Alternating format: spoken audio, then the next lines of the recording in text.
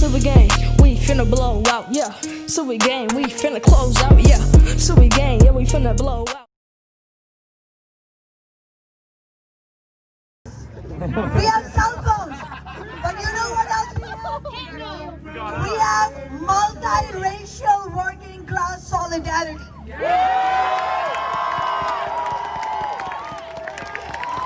And my friends, if history shows anything, whether you talk about the civil rights movement, gay rights movements, or the establishment of unions in the first place, what history shows through all those struggles is that when the working class under capitalism came together to fight against oppression, racism, and economic injustice, there is the real potential for victory in battles, but not only that, there is a potential to change society. So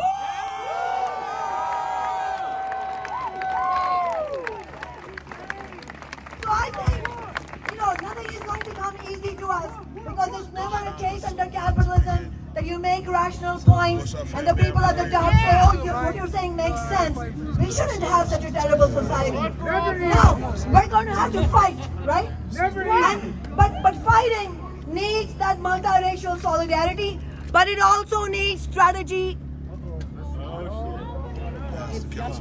It also needs strategy and tactics. Yeah. And strategy and tactics needs analysis. So, let's recognize one thing first, as other speakers were saying. This was and is a victory.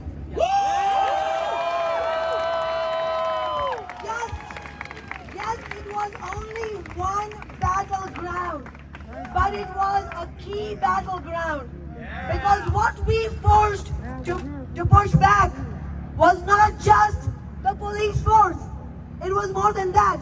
Because the honest truth is, the police force is just the outward face of repression under capitalism. So what we defeated last night in our battleground was the political establishment, the big business-backed Democratic Party establishment of this city. But, Speak on it. Speak on it. but the flip side of winning victories is that you need to build on it. We need to engage in a massive and peaceful escalation of our movement.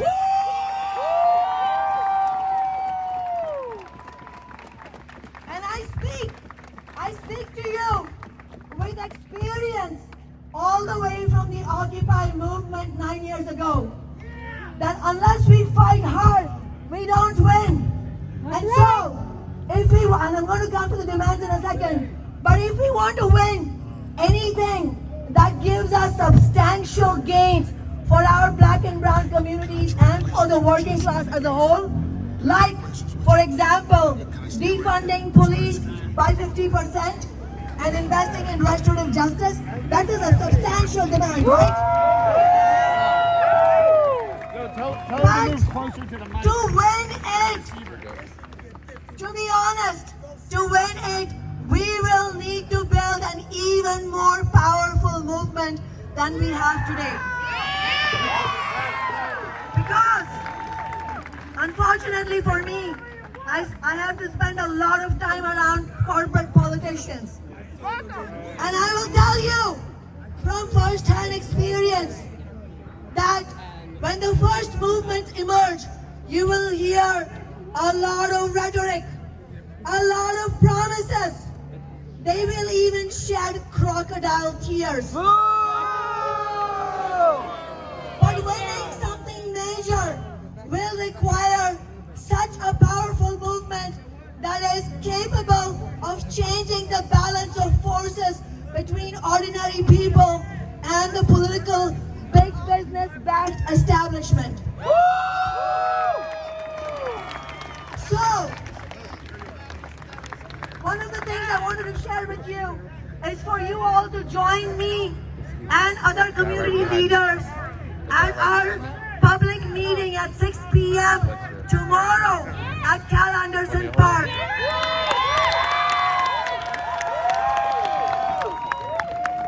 We will talk more about this. But I want to give you an example of why it will take a serious fight. 2 years ago,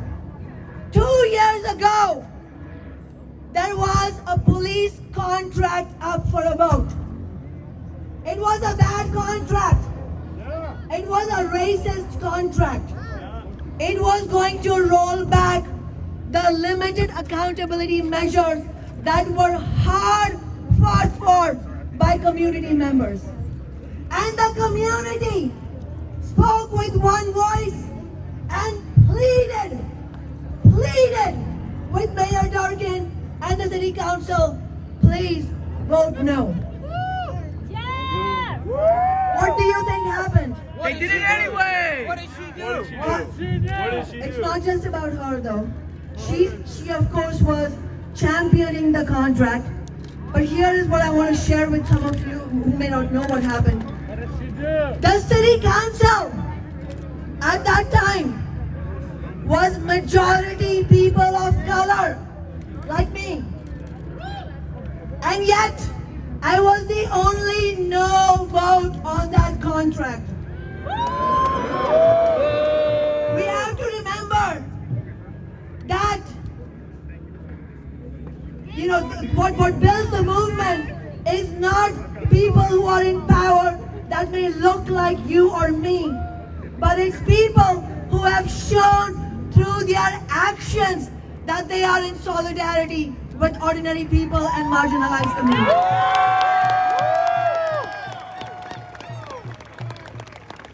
But what we are seeing now is an uprising, a rebellion of young people, not just nationwide, but globally. I have one question. I have one question for you, okay?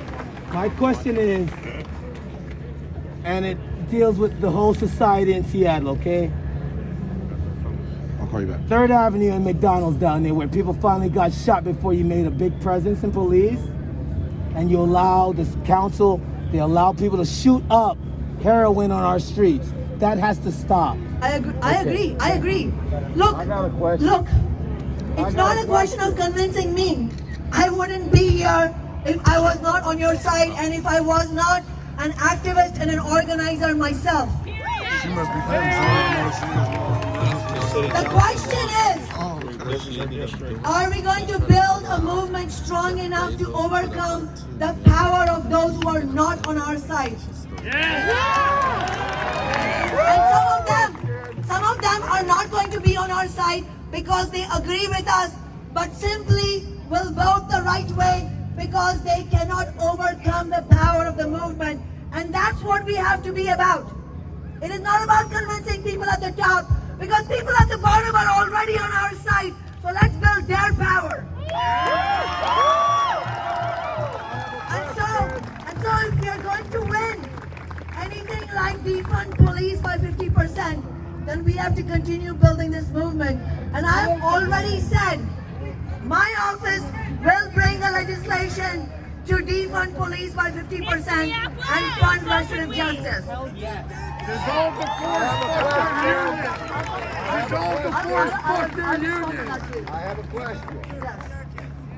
Why would Larry Gossett, our city councilman who doesn't speak for us, take the time to go to court to speak for a man who was convicted of a felony and his firearm shot a 2-year-old in the head? Why would he go to court and speak for him? Speak on it. Speak on it. I got a question for you though. You don't speak for us. I have heard a lot of politicians say a lot of nice words on TV the past few days, y'all. Yep. And I'm tired of hearing it. Yep. Yes, sir. I want to know what actions you have already taken to make this city better for people of color. I don't want to hear what you're going to do. I want to hear what you have done. Because if you have not done it already, we don't need you there anymore. Yes, sir. When we were first elected to the city council in 2013. We were one of the first campaigns to run independent of the Democratic Party establishment, openly as a socialist, on the pledge of fighting for the $15 minimum wage. Just answer the real question at hand. What's the question? Is she going to defund the police? That is the question. What's the plan? Is she going to defund the police? Defund the police by herself,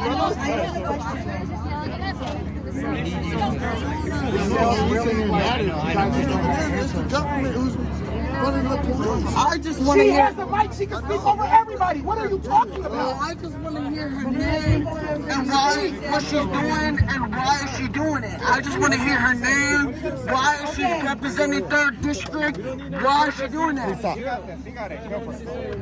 Some people are asking me to reintroduce myself, so I will do that, and then I will answer the question about abolish police. My name is Kshama Sawant. I'm the socialist on the Seattle City Council. I'm also the District 3 representative. You know, the City Council seats right now are divided into districts. Capitol Hill falls under District 3, so I am the elected representative for Capitol Hill. Why are you representing Central District 3? District, and so on. And why are you representing Man, let her District answer the question. Let her get to the question. So the question is, well, there were several questions. I will try to answer as many of them as possible. One of them was the statement that, well, we are demanding defunding the police entirely. Why are you coming up with your demand of 50%? So first, let me answer that, and then about whether or not 100%. Okay. I did not make up the demand of 50% defunding the police. That came from the community.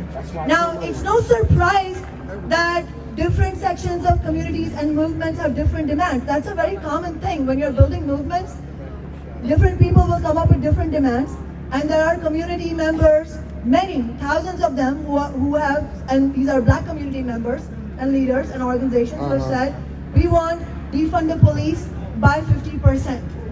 So it's not something that I invented. It is something that has come from the grassroots. So yes, do you want me to answer the question? Please stop interrupting her. Hold on, I've got a stopwatch. She's got a minute and a half more. Let her speak. No, I cannot finish in a minute. No, we're not doing. These are complicated questions. I don't know how you. Please allow her to answer the questions, you guys.